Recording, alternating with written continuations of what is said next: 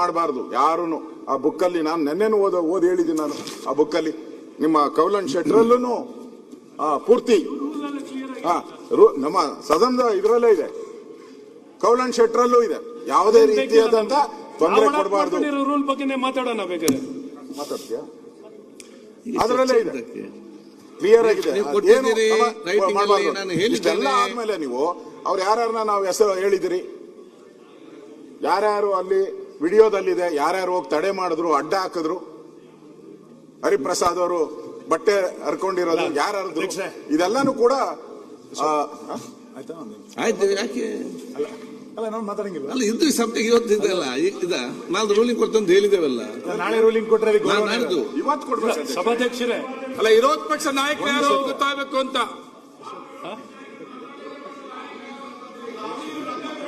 ಸಭಾಧ್ಯಕ್ಷರೇ ನೀವೆಂತ್ರಲ್ಲ ಬಿಡಿ ಅಧ್ಯಕ್ಷರೇ, ಅರೆಗೊಂಜಿ ಬಲ್ಲು ಬರಲಿ.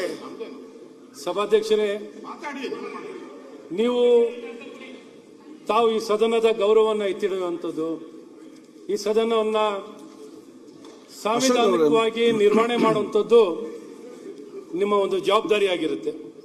ಬಹಳ ಸ್ಪಷ್ಟವಾಗಿ ರೂಲಲ್ಲೇ ಬಹಳ ಸ್ಪಷ್ಟವಾಗಿ ಇರುವಂಥದ್ದಿದೆ. Governor's address and message to the ಹೌಸ್ನಲ್ಲೇ ರೂಲ್ 19ರಿಂದ 28ರವರೆಗೂ ಬಹಳ ಸ್ಪಷ್ಟವಾಗಿ ತಿಳಿಸಿರುವಂಥದ್ದಿದೆ.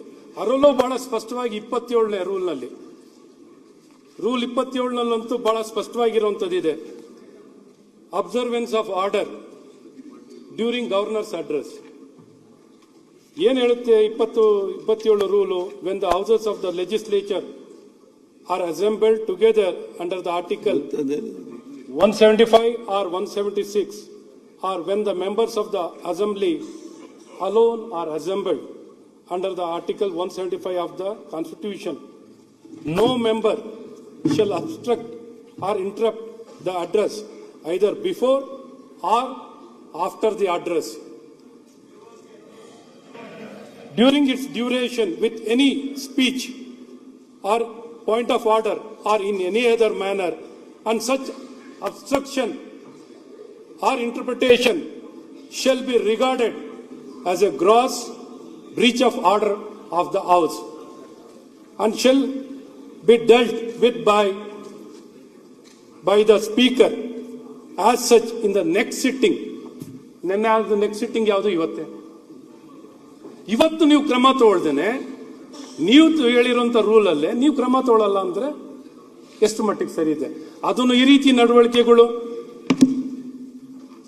ಏನ್ ಬೇಕಾದ್ರೆ ಮಾತಾಡಿರುವಂಥದ್ದು, ಮನ ಬಂದಂತೆ ಮಾತಾಡಿರೋದು, ಅರ್ಚನೆ ಮಾಡಿರೋದು, ವಿಡಿಯೋ ಸಾಕ್ಷಿ ಇರುವಂಥದ್ದಿದೆ, ವಿಡಿಯೋ ಸಾಕ್ಷಿ ಇದೆ. ಇಷ್ಟೆಲ್ಲ ಇದ್ರು ತಾವು ಏನು ಕ್ರಮ ವಹಿಸಲ್ಲ, ನಿರ್ಣಯ ತಗೊಳ್ಳಲ್ಲ, ರೂಲಿಂಗ್ ಕೊಡಲ್ಲ ಅಂದ್ರೆ ನಾವೇನು ಸದನದ ಗೌರವ ಕಾಪಾಡೋದು ಹೇಗೆ ನೀವು? ಸುನೀಲ್, ಹಾಗಾಗಿ ನಾನು ನಿಮ್ಮಲ್ಲಿ ಕೇಳ್ಕೊಳ್ಳೋದು, ಈ ಸದನದ ಗೌರವವನ್ನು ಎತ್ತಿಡಿಯುವಂತ ಕೆಲಸಗಳು. ತಾವು ಅವತ್ತು ವೀರಾವೇಶವನ್ನ ನಮ್ಮ 18 ಜನನ 6 ತಿಂಗಳು ಯಾವ ರೂಲಲ್ಲೂ ಇಲ್ದೇನೆ ನೀವು 6 ತಿಂಗಳು ನಮ್ಮನ್ನ ಸಸ್ಪೆಂಡ್ ಮಾಡಿದ್ರಿ. ಅವತ್ತಿದ್ದಂತ ವೀರಾವೇಶ ಇವತ್ತು ಯಾಕಿಲ್ಲ ನಿಮ್ಮಲ್ಲಿ? ನಿಮ್ಮ ಜವಾಬ್ದಾರಿ ನೀವು ಸ್ವತಃ ಹೋಗಿ ರಾಜ್ಯಪಾಲರನ್ನ ಕರ್ಕೊಂಡ್ ಬಂದಿರುವಂತದ್ದು, ಸಂವಿಧಾನದ ವಿಷಯ ಮಾತಾಡಿದ್ದೀರಾ. ಯಾವ ಸಂವಿಧಾನದಲ್ಲಿ ಹೇಳಿದ್ದಾರೆ? ಸರ್ಕಾರ ಹೇಳಿದ್ನೆ ಮಾತಾಡಬೇಕು.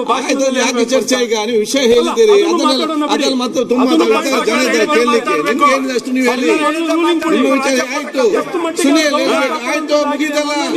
ಆಯ್ತು.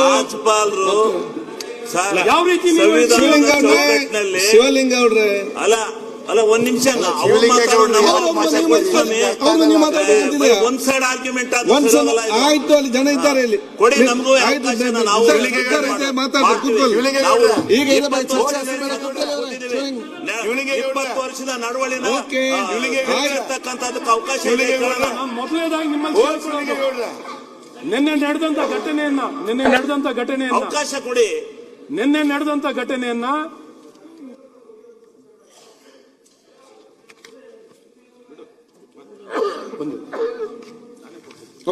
ಸನ್ಮಾನ್ಯ ಸಭಾಧ್ಯಕ್ಷರು, ನಿನ್ನೆ ನಡೆದಂತ ಘಟನೆಯನ್ನ ಮೊದಲು ಗವರ್ನರ್ ಅವ್ರಿಗೆ ಅರ್ಚನೆ ಮಾಡಿರೋದು, ಅಗೌರವ ತೋರಿಸಿರೋದನ್ನ ಮೊದಲನೇದಾಗಿ ಖಂಡಿಸೋದು ಆಗ್ಬೇಕು. ಮೊದಲನೇದಾಗಿ ಕ್ಷಮಾಪಣೆನ ಕೇಳುವಂಥದ್ದಾಗಬೇಕು, ಸಂವಿಧಾನದ ಗೌರವವನ್ನು ಎತ್ತಿಡಿಯುವಂಥದ್ದಾಗಬೇಕು, ಕರ್ನಾಟಕದ ಈ ಸದನದ ಗೌರವವನ್ನ ಕಾಪಾಡುವಂಥದ್ದಾಗಬೇಕು. ಮೊದಲು ನಿನ್ನೆ ನಡೆದಂತ ಘಟನೆಯನ್ನು ಖಂಡಿಸುವಂಥದ್ದು ರೆಸಲ್ಯೂಷನ್ ಪಾಸ್ ಆಗಬೇಕು. ಸುನೀಲ್ ಅಧ್ಯಕ್ಷರೇ ಅಧ್ಯಕ್ಷೆ